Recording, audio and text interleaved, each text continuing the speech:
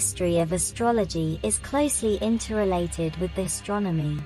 Both may be studied separately, but the result may prove one-sided, and one may fail to notice things of great consequence. The history of ancient astronomy must be treated jointly with the history of astrology, whose contribution to the history of science has often been underestimated. This situation has begun to change only recently. The term astrology is senstrolog, a science of stars, or study of stars. It derives from ancient Greek, and is made up of two words, sentesti, a star, or constellation, and an intricate form logos, that may denote very different things, reasoning, intellect, story, word, etc., that we, perhaps, may here translate as a study.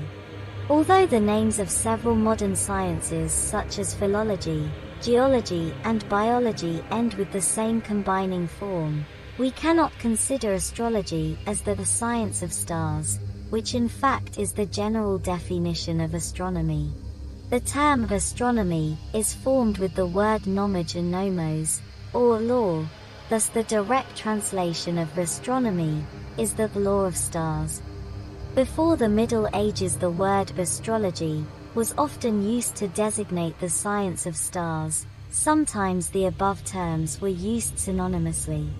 The modern definition of astrology describes it as a discipline that characterizes and foretells things and events according to the configuration of celestial bodies, and presently does not include it among sciences proper. Therefore, to avoid confusion, in the following we will use the terms astrology and astronomy in the modern sense, instead of our term astrology. Tetrabiblos by Claudius Ptolemy uses the expression to de senstranum aj prognostication through astronomy, whereas both senstranum and senstrolog denote astronomy. The outlines of Western astrology already materialized in ancient times, with the Greek background and Egyptian traditions playing an important role. Most of it, however, developed in Hellenic Egypt and Rome. Early Roman astrology is first and foremost associated with Marcus Manilius Hub and Dorotheos Iniculum, the later period with Vettius Valens, and the final period with Firmicus Maternus. Hubert Korsch has summarized the known connections of prominent figures of antiquity with astrology. In its final form, ancient astrology is a product of the Hellenic era. It was affected by different cultures, since the conquests of the Macedonians induced an active cultural exchange between the regions of Mesopotamia, Egypt, Greece, and Iran. All authors have agreed that while other cultures have merely supplemented it, the main principles, ideology, and basic methods of astrology still originate in Mesopotamia, although its contribution to the doctrine that had developed by the end of antiquity has often been underestimated. According to Ptolemy, the astrologer must be a man that knows accurately the movements of all the stars, the sun, and the moon, so that neither the place nor the time of any of their configurations. Ptolemy uses the notion centesti rwn, stars, to designate planets rather than fixed stars. The astrologer's work can be roughly divided into two parts. First, the astrologer needs to gather the astronomic material relevant to the task, foretelling the country's future, calculating birth or congruity horoscopes. Then he must interpret material. And only the interpreted and commented product will become astrological. The main astronomical components of astrology are astrological planets, signs of the zodiac, and astrological houses, which have all developed and changed in the course of time. Information on the development of all the main astrological components, except for the system of houses, which is of more recent origin, is described in Mesopotamian texts. The early history of astrology was therefore written primarily in Mesopotamia. Astrology was by no means the only method of prediction in Mesopotamia. where the art of foretelling, often interrelated with healing magic, was regarded very favorably. The future was read from the condition of animal livers, by considering eclipses, from atmospheric phenomena, the migration of birds, etc. In this sense, the culture located between the Tigris and Euphrates was not unique. Using livers and bird migration for foretelling the future was also characteristic of the Etruscans and the Romans. Astrology, however, has at least three important advantages over all other arts of prediction: the divine nature of stars, the universality of celestial phenomena, and the fact that these phenomena could be forecasted.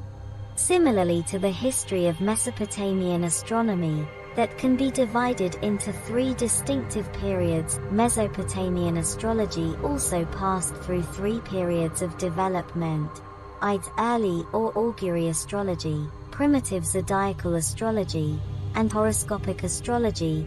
As the history of Mesopotamia is very long and complex, it is important to know the specific period or location on which the statement is based, otherwise it is easy to come to wrong conclusions. If we make generalizations over the whole history of Mesopotamia, it would be virtually impossible to analyze, say, the names of planets. A prophecy written on the 2nd millennium BC says, if a child were born on the 12th month, it would live long and bear many children. Although the prophecy shares a striking similarity to the daily horoscopes published in today's newspapers, it is still an example of primitive prediction rather than astrology proper. In the course of time, astrology transcended all other methods of prediction, due to the old Babylonian astral religion, the universality of celestial phenomena as omens, and the ability to forecast. The system of astrological houses and zodiac symbols does not originate in Babylonia, although in the period of horoscopic astrology certain divisions of the ecliptic signs of the zodiac gradually began to replace constellations. Whether it was inspired by Egyptian influence or devised by the Chaldeans themselves is still uncertain. Early astrology was practiced in the Assyro-Babylonian or Akkadian period of astral religion. From this period we know the extant omen series called Enuma Anu Enlil, the original version of which is dated to the 2nd millennium BC, although it was also practiced under the rule of King Ashurbanipal. In early astrology, predictions were made through different omens. Observing eclipses was of great importance. In the Assyrian era, eclipses could already be forecasted. Numerous tablets of Assyrian astrologers' reports to the king, containing a thorough description of the observation and planets seen during the eclipse, and how the obscuration shifted, have been preserved to the present day. Areas of the moon were associated with geographical locations, which meant that it may have been possible to attribute the misfortune predicted by the eclipse to the neighboring country instead. On the 14th day the moon will make an eclipse. It predicts evil for Elam and the Westland, good for the king my lord. Let the king my lord be happy. In Adar 12th on the 14th day the moon will make an eclipse. If the moon makes an eclipse in Adar 12th on the 14th day in the evening watch, it gives its decision for the king of the world, for Yor and the Westland. If the moon will make an eclipse in Adar 12 the king of Elam will die. Next to the weather, cloudlessness, and wind, it was also important to consider the alignment and relative movement of planets during the eclipse. If Jupiter stands inside the moon, in this year the king will die, there will be an eclipse of the moon and sun, a great king will die. If Jupiter enters the moon, there will be famine in the Westland, the king of Elam will fall in battle.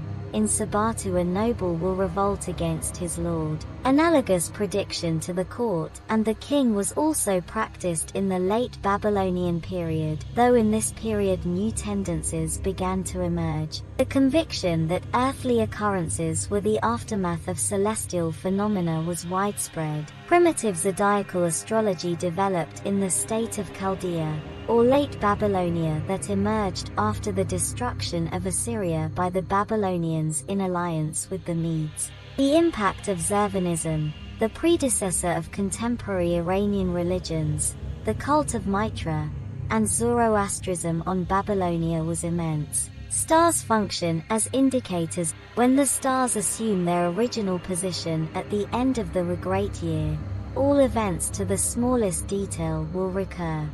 This doctrine has also been called astral fatalism. Even Greek philosophy contains traces of this doctrine. Pythagoras has argued that everything that has ever happened will recur at a predetermined time in the future, and is not utterly new. According to the Stoic philosophy, the world will be destroyed by fire, when all planets have returned to their original position, and a new world will emerge. In his book Anthropologia Nemesios Emesinos, the clerical figure and philosopher in the early Byzantine Empire, claimed that as long as stars follow their usual course, everything will recur exactly as it happened, even in the smallest detail. Heraclitus believed that the great year lasted for 18,000 years, whereas the Stoics, as Simplicios has written, considered it 360 times longer. He who has seen present things has seen all, both everything which has taken place from all eternity, and everything which will be for time without end, for all things are of one kin and of one form. It is extremely important to bear in mind that according to this idea the stars are not the cause of events. Their movement is something like the movement of the hands of a clock, which indicate the time when a given event will occur, but do not cause the event. The relation between cause and effect is universal and irrevocable. The astronomic text Mulopin describes constellations on the moon's path, the gods that stand on his way, and whose territory the moon passes every month. The list of 18 such constellations is proof that actual constellations, not zodiac signs, were meant. Later, when zodiac astrology came into use, the ecliptic was divided that included the constellation of the same name, or at least part of it. Foretelling was based on the movement of the moon, and the planets relative to zodiac signs.